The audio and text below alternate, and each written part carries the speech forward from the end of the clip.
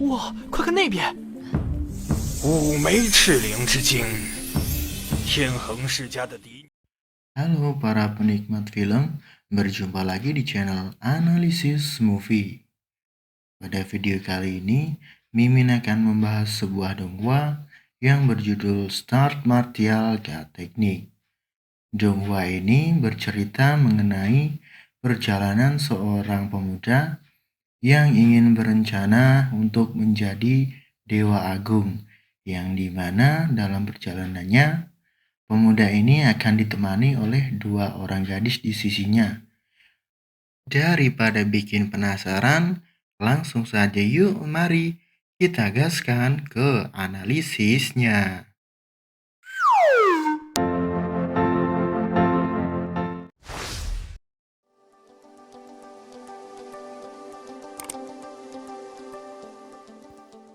Film diawali dengan diperlihatkannya sebuah akademi.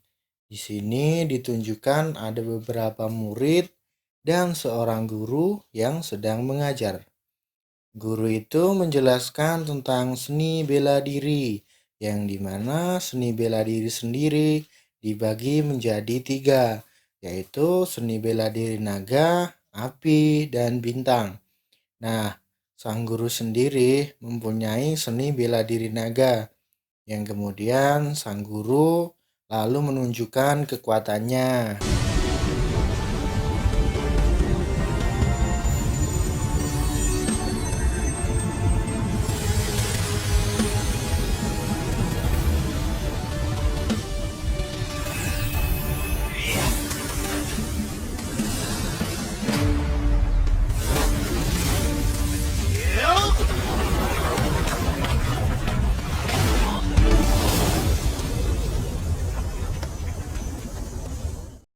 Kemudian ada murid yang bertanya mengenai kekuatan mana yang paling kuat. Dan sang guru pun mengatakan bahwa masing-masing teknik punya keunggulan tersendiri. Lalu ada lagi murid yang kembali bertanya yang bernama Xinghe. Nah, sekedar info, Xinghe ini adalah aktor utama dari donghua ini ya teman-teman.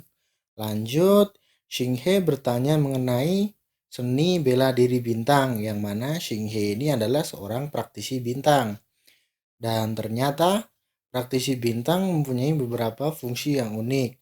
Namun pada saat ini tidak banyak praktisi yang bisa berkultivasi ke tingkat ranah surgawi tahap 9. Setelah itu terlihat ada seorang murid yang nampaknya agak songong nih, bernama Ling Ye. Ling Ye adalah putra dari keluarga An Ye, yang mana keluarga An Ye dan Xing He tidak begitu akur, karena keluarga Xing He dianggap sebagai pelayan oleh keluarga An Ye. Kemudian terlihat Liang Yu yang menyerang Xin He. Hal ini disebabkan karena menurut Liang Yu, Xing He tidak menganggapnya sebagai tuan atau menghargainya sebagai tuannya. Setelah serangan dari Ling Ye, kemudian Xing He terlihat masuk ke dalam dunia spiritualnya. Lalu terlihat seekor naga di dalam dunia spiritual milik Xing He.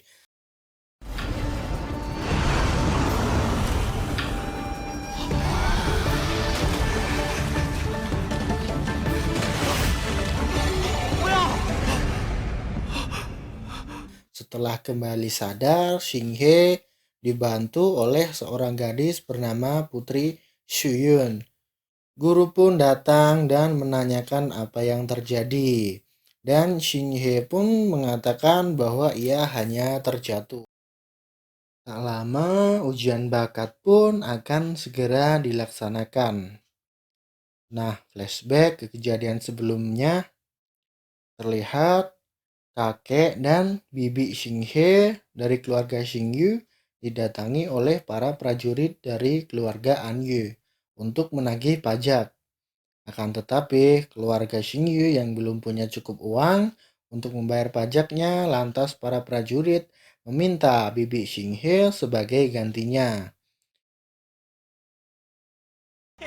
老东西，你女儿好像长得挺不错啊！女儿啊！ Dan terlihat bibi Xinghe ini dibunuh oleh para prajurit tersebut dengan cara digantung. Aduh, ngeri kali teman-teman. Aduh. Lalu Xinghe dihampiri oleh seorang teman bernama Lin Hong. Berpindah Xin pada sebuah ruangan, terlihat wakil dekan Akademi Tianxing bernama Xiang Xu sedang memberikan penjelasan pada semua murid bahwa di setiap meja sudah disediakan 7 kristal roh merah. Para murid harus mengaktifkan kristal tersebut. Jika 2 aktif, maka normal. Jika 3 kristal sangat bagus, 4 kristal adalah orang jenius. Maka jika berhasil mengaktifkan 3 kristal, akan berkesempatan menjadi murid dari guru terbaik Akademi Tianxing. Liang Yu berhasil mengaktifkan 4 kristal roh dan Xu Yun 5 kristal. Sedangkan Lord kita Xinghe berhasil mengaktifkan semua kristal roh. Dan ujian pun selesai. Dan terpilihlah 3 murid pertama yang akan menjadi murid Akademi Tianxing, yaitu An Shiyun, Liang Yu, dan Lord Xinghe. Lalu terlihat Xinghe diantarkan oleh guru Xu Xian ke kamarnya. Pagi harinya latihan dipimpin oleh wakil dekan. Akan tetapi Xinghe datang terlambat. Anshu dan Liang Yu sudah berada di ranah surgawi tingkat 2. Dan Xinghe kemudian diminta untuk menyusul mereka. Tak lama Xinghe sudah berada di tahap 1 ranah surgawi. Wakil dekan memberikan sebuah buku metode latihan untuk praktisi bintang. Wakil dekan kemudian menanyakan, apa yang paling penting dalam seni bela diri? Liang Yu menjawab, yang terpenting adalah Qi. Xinghe berpendapat pemikiran adalah yang utama. Liang Yu pun mencela pendapat dari Xinghe. Akan tetapi wakil dekan membenarkan apa yang dikatakan oleh Xinghe. Lalu wakil dekan kembali mengajukan pertanyaan mengenai impian mereka bertiga dalam seni bela diri.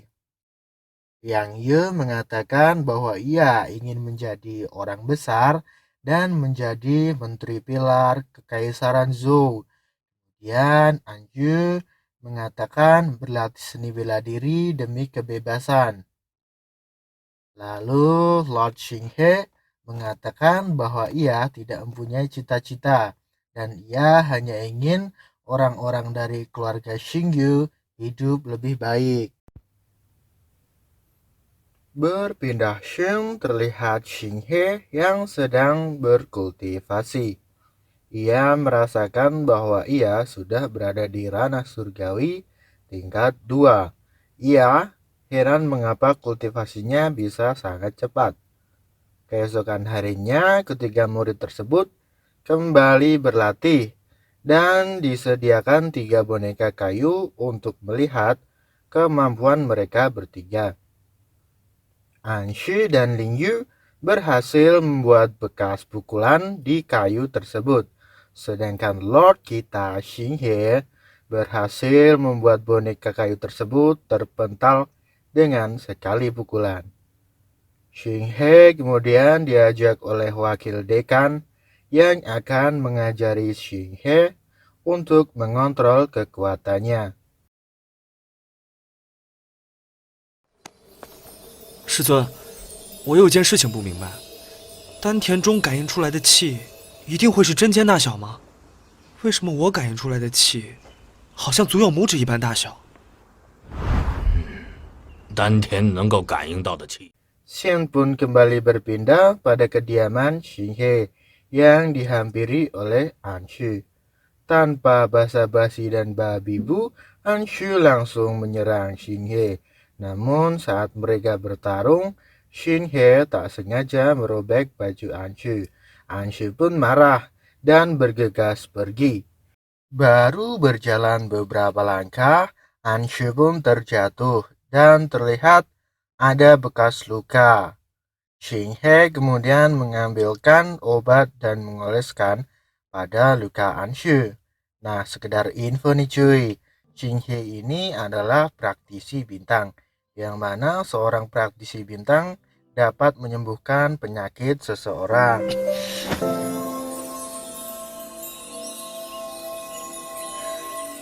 你的伤已经好了。你干什么？ Setelah itu, Anshu meminta obat oles tersebut dan juga pakaian pada Xinghe karena pakaian Anshu rusak saat bertarung tadi. Anshu pun kemudian telah berganti pakaian. Pada keesokan harinya, murid-murid sudah berkumpul di akademi dan terlihat seorang wanita yang sedang berbincang dengan Anshu. Ia adalah Yuning, murid dari wakil dekan dan sekaligus cucu dari penguasa kota utara. Tak lama berselang, Xinhe pun dihampiri oleh Lin Hong. Akan tetapi, Xinhe melihat ada luka di lengan Lin Hong. Melihat luka tersebut, Xinhe pun bergegas untuk mengobati luka di tangan Lin Hong. Akan tetapi, pada saat mengobati Lin Hong, Xinhe melihat ada gambar mencurigakan di lengan Lin Hong. Lalu guru Shushan pun memanggil satu persatu dari murid-muridnya untuk bergegas ke tempat ujian. 雨宁、安雪云、梁玉、叶星河、莫雨、林红、萧阳、何山、武龙，我们出发吧。 Yang mana tempat ujian tersebut berada di dataran tinggi dan dikelilingi tebing serta akses jalannya pun hanya jembatan kayu. Dan film pun bersambung cuy. Oke, cukup segitu dulu recap alur cerita Star Martial K-Teknik. Sedikit info dari Mimin, kemungkinan minggu depan Mimin bakal upload lanjutan dari part sebelumnya dari Donghua yang berjudul The Lord of Rogue Devil.